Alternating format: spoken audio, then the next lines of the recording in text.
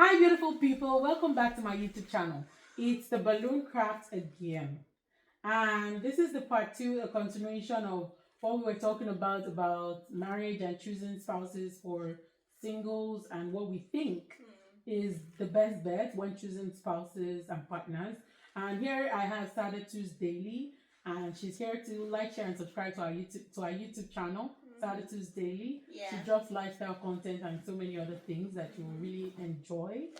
And I know this page is a balloon craft page, but that's my business, and I just like to talk more and share different ideas on different life issues, and that's why you'll be getting more of these videos and more content relating to life, marriage, friendship, and so many other things. Yeah. So if it's something you like, please do well to subscribe so you don't miss any content. Yep. And so we were talking about one of the things I also think a woman should look out for when choosing a spouse is a partner who is ambitious and hardworking. Yeah. Because very, very important. marriage requires a lot. Like the man has to always come through. He has to always come. Even if you are working, even if you are a woman who is self-sufficient, who provides for herself, who is independent, you still need a man that is hardworking. So you don't have to shoulder so many responsibilities.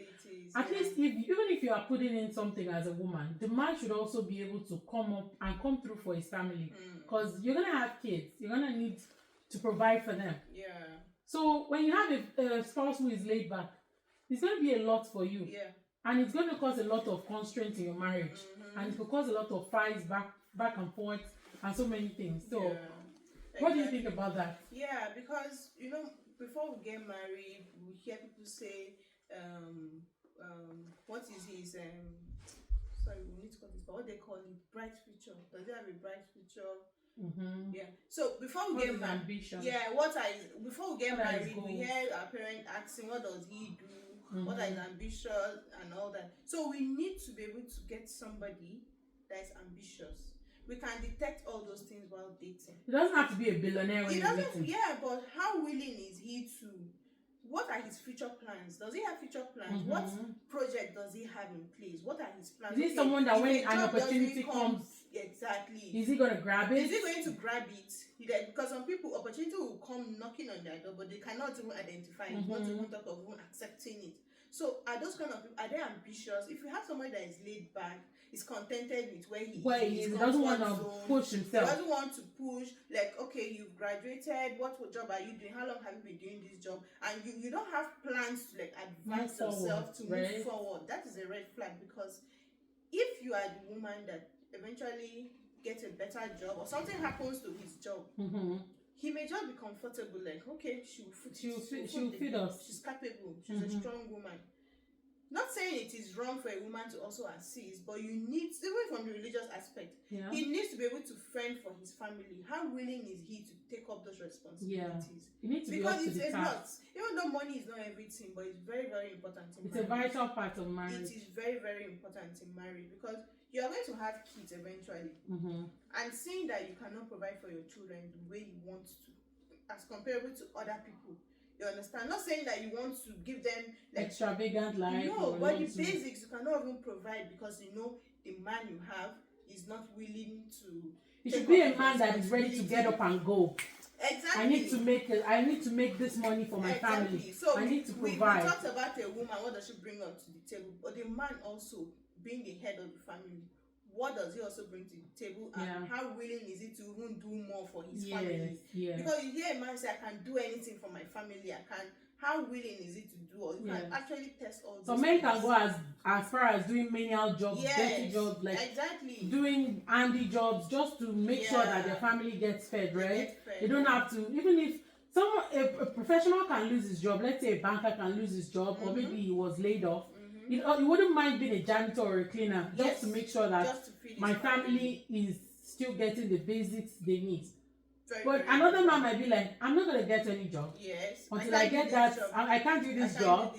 No, because it's not classy. It's a red flag. Don't see it that he's being classy or anything. My dear, you're going to suffer. Honestly, you're going to suffer.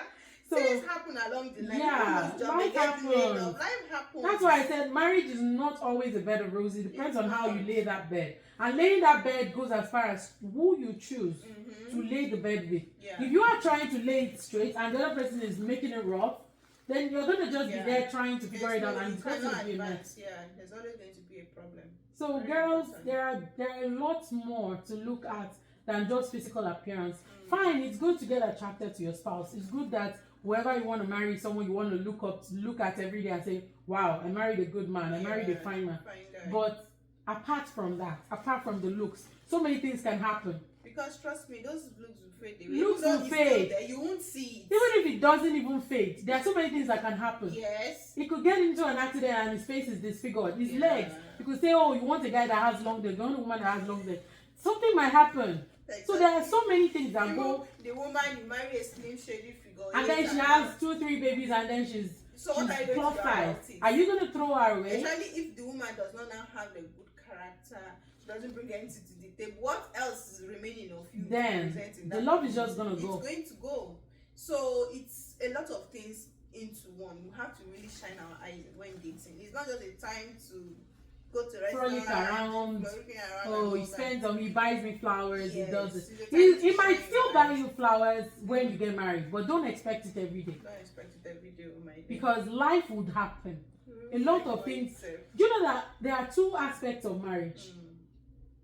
There is the honeymoon phase, where I would say the honeymoon phase is when you have not had kids. Yeah. But the moment you start having kids, you will see marriage from another perspective. Because those kids will cause arguments. Very well. Those kids that you gave, you even look at your kids and say, why are you the one always causing this argument between me and my spouse? Exactly. Because you will see another side of your spouse. You will be talking from a fatherly angle. And you will be talking from that lovey-dovey, like husband and wife aspect. Yes. From another angle. He will forget the fact that, oh, she's my lovey-dovey wife. Yeah. He will be talking more from the side of the kids, because he is a protective father. And any angle you are lacking, he will always say, why are you doing this? Why are you not doing this right? The kids need to do this. So you might eventually see your spouse as a nagging husband. Yes. So that's where I say a lot of things need to come in. Yeah. Marriage is the real deal. It's the eye opener. So when you are in the relationship and it's buying flowers, it doesn't complain, it doesn't do anything. Don't expect that is how it's going to be forever.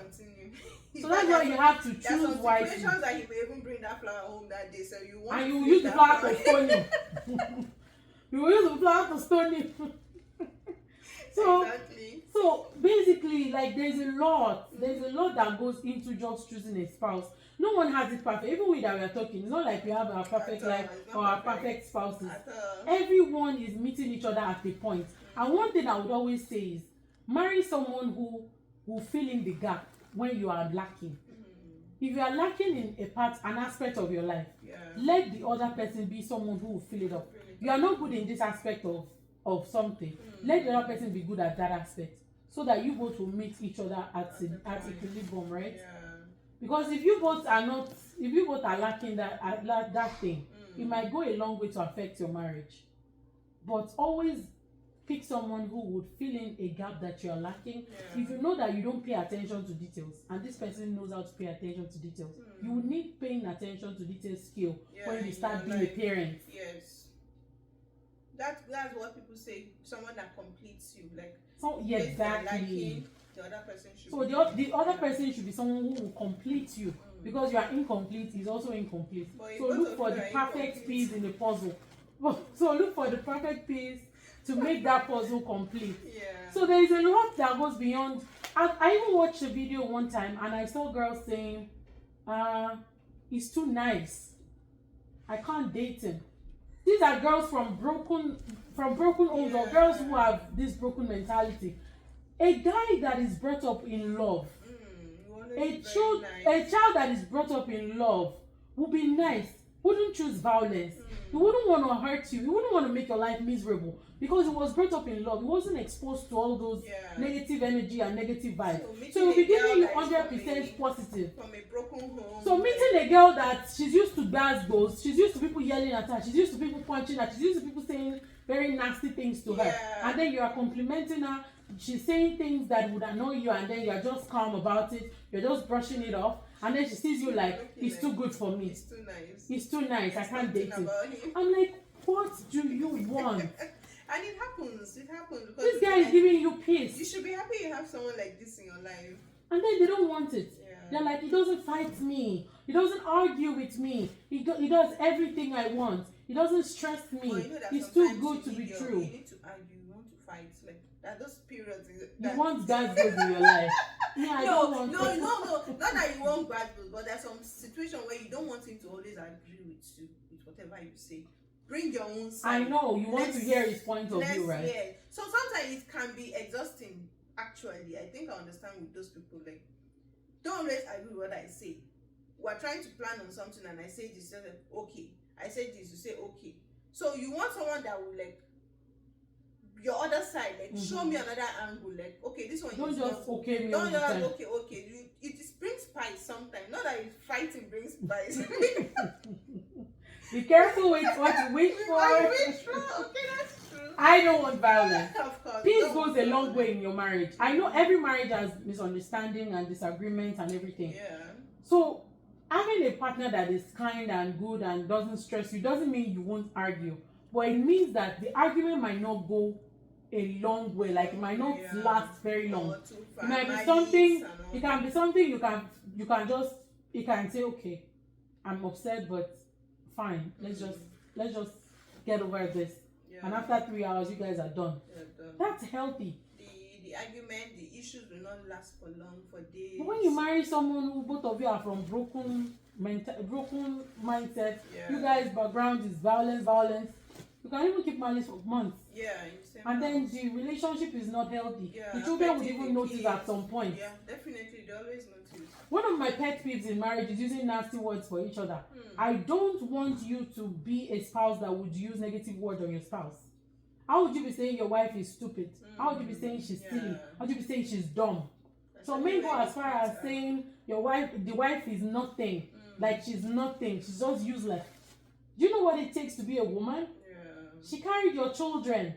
Exactly. You shouldn't be saying nasty words to each other. Parents of the children, they listen, they hear all these things, and they sometimes see it as is normal because eventually that's how they grow up, and when they go to other families and they see it's loving and all that, it's not like a shock, like, so this is obtainable. So choosing a spouse has to come with, you don't always have to go through the abuse route. There are so many people that he's not abusing me, he's not beating me. He doesn't have to beat you. There are some men that will verbally abuse you. They will spoil your self-esteem. They will make you feel less of yourself. Of course, he won't touch you. He won't touch you, but he will say, what is it? There are men that will body shame you. They will say, look at you, you're not even nice, you're not even looking good, you're so ugly, you're not this, you're that. No. Exactly. If you have a partner like that and you're not yet married, it's a huge red flag. He is not going to change. He will keep doing that, and because at that point of dating is where he wants you for himself. He's supposed to even be nice, and he's still exhibiting those characters. Then what happens when he now eventually have you? Some men will even go as far as saying, if you leave me, no other man would come for you. You don't have any option than me. No. That's true. That's where self value comes in. You have to value yourself. You have to see yourself as something important. Because if you don't appreciate yourself, no one would appreciate you. No one will help you. Yeah, that's true. So you, as a woman, you have to see yourself, hold yourself in high esteem. See yourself as someone who is an asset, that you are adding something to his life. That's why I said you have to be something for yourself. But if you are so reliant and so dependent on a man, and you don't have anything to your name, you don't have anything doing for yourself, you don't have anything going on for yourself, the man will see you like, I made you. Yes. I made you.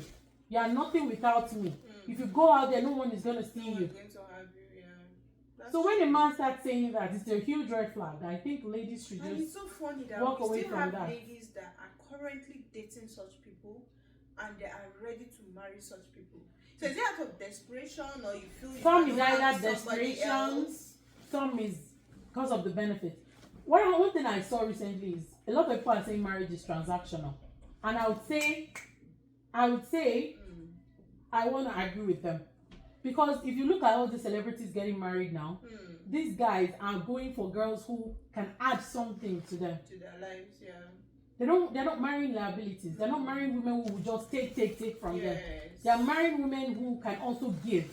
So that's where the transaction comes in. A man would look at it might not even be in the money aspect. A man can look at you and like, oh, this woman is smart. She is tech savvy. Yeah. She knows how to take care of kids. She can handle my business. Yeah, exactly. She can give me business ideas. She can always push me. She can always do that. The man is marrying you for that reason. It is transactional. Yeah. The woman, on the other hand, might be marrying him because he's from a very rich home. He has a good background. His parents are well known. Yeah. They are influential, and then she's gonna get. That is where I think they're being right for saying marriage is transactional, because everyone has what they are looking at in that person. Yeah. That is giving them the driving force to marry that person. So that's why I would agree at some point that marriage is transactional. Yeah. So marrying someone and you're not adding anything to the person's thing, then the person is not achieving what he wants. Yeah. He's not transactional at that point. Then the person will make you feel less of yourself. What are you adding to me? Exactly. So the person is not even going to be scared of losing you. Yeah. That's where being unintentional comes in. Because if you just like, if you want to go, you can go. Yeah, you are nothing without me. I can always get someone. Oh, that's a really bad place to be. Definitely. Very, very so a lot of girls are seeing this, and because of what you said, that girls are seeing this and then they still want to go ahead. It could come from a place of they're getting older and they don't want to be old without having they don't want to start all over. So one thing I also notice in marriage is, it might not happen in relationship, but some people might actually notice in relationship, is we are from two different backgrounds. What your husband or your spouse was taught in his house, or what he's used to in his environment, is what shapes his mindset and his thinking. And what you are used to, the people you live with, the environment you live with, is what shapes your mindset. So both of you are coming together in marriage and you're going to be living together. You might the way you react to situations will be different. Definitely. You might be feeling angry and you expect someone to come and tell you, oh, what's wrong? Are you okay? Yeah. I'm so sorry. What's happening? Do you want to share? And then your spouse might be someone who is like, well, when you're done getting angry, you snap out of it, you'll be fine. You'll be fine, last. So this can cause a lot of misunderstanding in marriage. And then you might feel, oh, he doesn't care about me. Yeah. I've seen so many people that say, oh, he doesn't care about me because he doesn't show up for me. It doesn't mean he doesn't love you. But because of the way he was trained, he might not be exposed to people showing him all those kind of love or giving him so much attention like that. And then you are used to someone giving you so much attention. Yeah, so I think it needs to get to a level in your marriage where you both would understand each other that, okay, now don't let me fight this person. Yeah. It is not his fault. This is coming from a place of love. He loves me, but that is how his upbringing has shaped his mindset. Yeah, that's true. So you don't have to fight him in this marriage, so that you don't have to fight all the time towards this. So when you guys speak about it and you already identify the problem, then you'll be able to solve it. But if you're not yet ready to identify the problem, then you just keep fighting each other. So that's what I see in some aspect of this spouse. So you're saying like people planning to get married should look into where the spouse is coming from, like their upbringing, their background. Exactly, their home, how they do in their family. Because a home where they are brought up with love, the man will shower you with love. But a home where the man, everyone is on their own. Yeah. Do your thing. No one cares. So when you're wanting someone who you want him to always be in your face, showing you love, and he's giving you the other way, it's because of where he's brought up. It doesn't mean he doesn't love you. But that's the only way he can show that he loves you, because that is how he was brought up. That's what his environment has shaped him to be. So you don't have to fight. It's going to cause a lot of argument and a lot of fight at first. But eventually, when you figure out that, okay, I think this person is just doing this because that is how he was brought up. Yeah. That is who he is. Then you both can be able to talk about it and find out the things that are causing arguments or misunderstanding between us. You are a product of your environment. Yeah. I am a product of my environment. This is what I was brought up to be. Yeah. This is what you are brought up to be. and because of that, we do not agree on some level. How can we make this work? Wow, that's true, because that's really, really obtainable. We meet our spouses in different places, from different places, yeah, and it shows in the future, the way we eventually their reflection of their upbringing. It happens a lot. Their reflection of their upbringing, and then we just keep fighting them. But when you understand that, but when you understand viewpoints, then the fight will be lesser, because you will now be able to fight the issue, not your spouse. You'll be able to, both of you will be able to work hand in hand. That's where being intentional also comes in. Yeah. Because if the person is not intentional, you'll be like, don't stress me. I can't change myself. Yeah. I can't, that's who I am. And this also translates, like, if, for example, you have a man from a home where his father is laid back, he grew up to see his mom is the provider of the family, she sells this, exactly. Sells that, and you marry somebody like that, and then it now start happening in your own home where he feels that's just a reflection of where you what's built in you, bringing 100% of the. Then he says, my mom does it, right? After all, my mom does it. But you're coming from a place whereby your own dad is the sole provider. Yes. Whatever the woman is making, he doesn't even want her to contribute to the home. You take care of yourself. So definitely you guys are going to clash. Exactly. Yeah. So then it has to do with, that's where communication comes in. You guys have to talk about it. And if your partner is intentional, it makes it easier. So you will be able to fight the issue and squash it out. Yeah. So it would reduce the amount of misunderstandings you'll be having all the time. Very true. Very true. Yeah. So I just think there are so many things that girls need to look into. Being religious. I don't want fear of God. Yeah, a man has to have the fear of God. Because a man that does not fear God will not be scared to hurt you. Yeah. But if he knows God and his teachings, and he understands the what God preaches about love, he'll be able to love you in a godly way. Yeah. That even if he's angry, he will still look out for you. He won't want you to get hurt. But a man that does not love God, or he doesn't have the fear of God, he's going to hurt you. Yeah, because he doesn't even have the understanding of what it means to believe in God. That's true. So that goes a long way as well. No matter your religion, you should know that he acknowledges God. Yes. He has the fear of God. That goes a long way, because if not, he's just going to be behaving anyhow to you and to the family. So if you know he has something he's scared of, he acknowledges, then it goes a long way.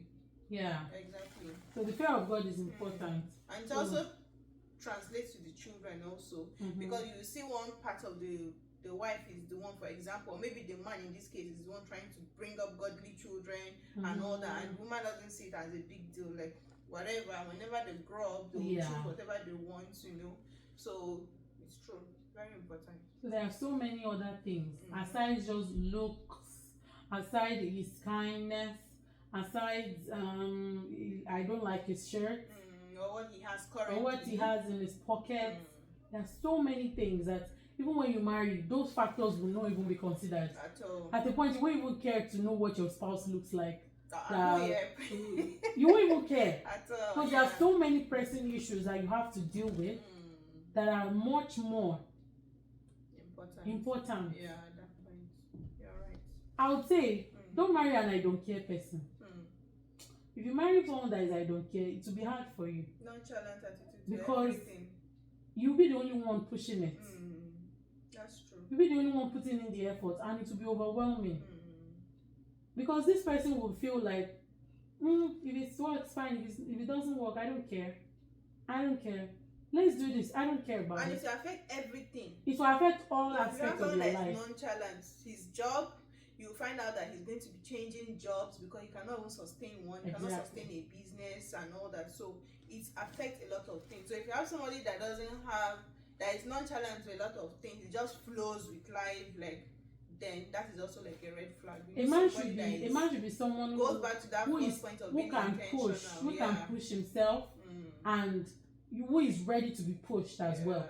That okay, when you encourage him, then he's going for it. He's going to listen. He's going to try.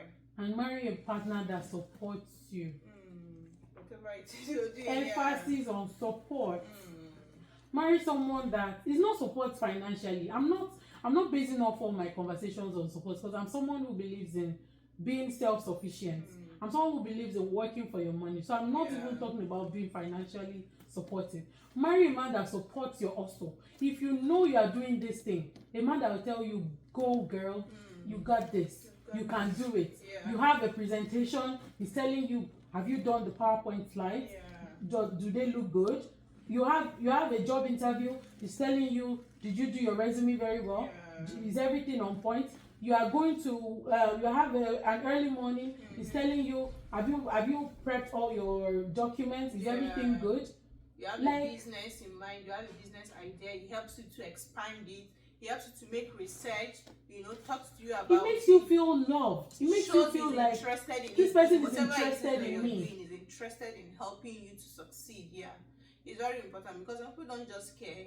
They don't just send you like whatever it is you want to do. Then it looks like a partnership. You guys are living married but living single. They don't really care about whatever it is you want to do. You find somebody wants to do something, she wants to go into something, but she's just like, okay, if I don't have the support of the person close to me, then how am I going to do it, right?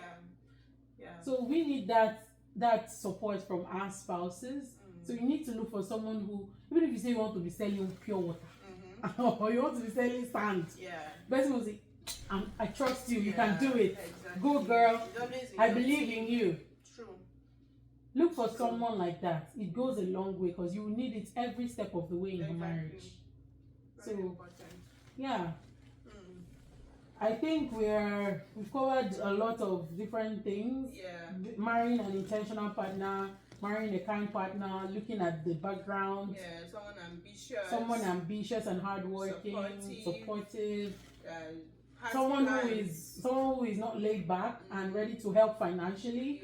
Someone who is also willing to help around the house. Not just seeing you as the woman to do everything. Everything is a responsibility.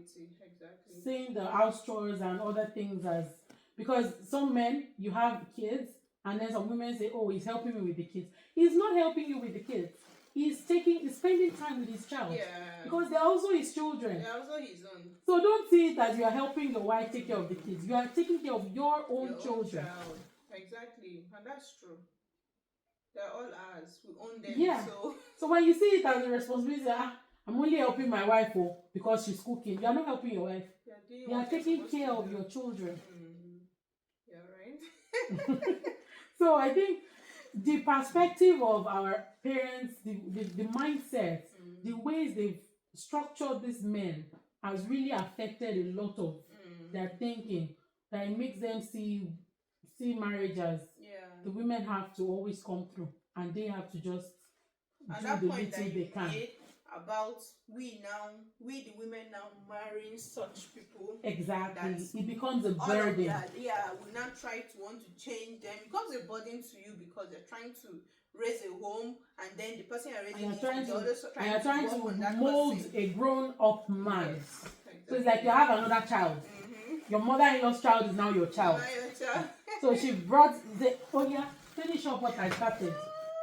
Then it's harder, because she has already molded him to be a particular way, and then you have to start trying to make him unlearn and relearn new things. Exactly. Yeah, so I think girls have to be more intentional when picking a spouse now, because if you marry rubbish, life would happen. A lot of things would happen. Rubbish, honestly. A lot of things would happen. A lot of mistakes. And your the choice you made would actually reflect in your face. It will flash in your eyes like, this is who you married. Exactly. So you marry something good, it will show. It will reflect when you are going through all those hard times. And if you marry something bad, it will show. Exactly. It's either the person will make or marry you. The person will either complicate your life or make it easier. So just choose. The ball is in your court. Just choose whoever will make your life easier. Don't be blinded. Just make the right choice. Because this is a lifetime decision. It's a lifetime. It's not something you can say, okay, boyfriend, girlfriend, you can discard. Even if eventually things happen, you split ways, you may already have kids. So and divorce is harder. It's harder. It's harder. Honestly. Better to just choose right from the beginning. True. So we all are work in progress in our marriage. No one has it perfect, so don't see us the speakers as someone who as people who have perfect homes. We're also doing a lot of unlearning and relearning, and there are some times that a big fight has to happen before you would actually identify, okay, this is who I married, and this is who he is, and this is who I am. So sometimes that happens. So if fights happen, that's okay. It's okay for fights to happen. You can always work on that. The healthy fight that makes you to realize a lot of things. When argument happen, be ready to come down to learn your mistakes. Not that you're blind. You don't want to listen. You don't want to see another viewpoint. It's a time to hear the other person out and to also reflect. Yeah. So sometimes fight is good. And I would also recommend this. There are some relationship cards that people sell now. You can either find it online on Amazon or all these online websites. So there are psychological relationship cards that you get to know your spouse better. You get to know what is inside them that you can't know on a normal day. Like what you guys talk about, husband and wives, you just say, how are you? How is work? Did you eat? What did you eat? But these questions in this relationship cards, you can have it as games night. These questions are very intense. You can go as far as asking you, what are the 3 things you regret in life? And then your partner would answer it. And then you'll be able to know what he has done in his past. What his past is reflecting in his present. They're online. They're online. I have some of them. I can share them with you. So these questions are psychological questions that you won't even think on a normal day.